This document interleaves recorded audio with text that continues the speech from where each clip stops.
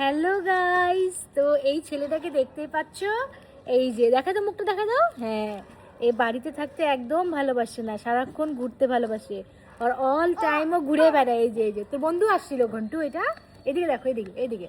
তারপরে একে নিয়ে এখন আমরা যাচ্ছি স্পারে। তো এখনও পাত্তা দিচ্ছে না, ওর বন্ধুকে দেখে ফেলছে। তো স্পারে গিয়ে দেখা হচ্ছে গাইস।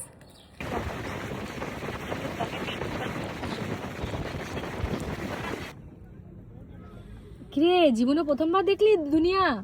কিরে গন্ডু, ও ভাবছে কি ও গন্ডু, ও ভাবছে কি এতগুলো লোক আছে। গন্ডু তুমি মানুষ দেখতেছো? তুমি দেখো নাই কোনোদিনও? এই যে একে আমরা এখান থেকে তুলে নিয়ে গেছিলাম বাড়িতে। কি মজা, কি মজা! এখন আমরা অনেক খুশি আছি।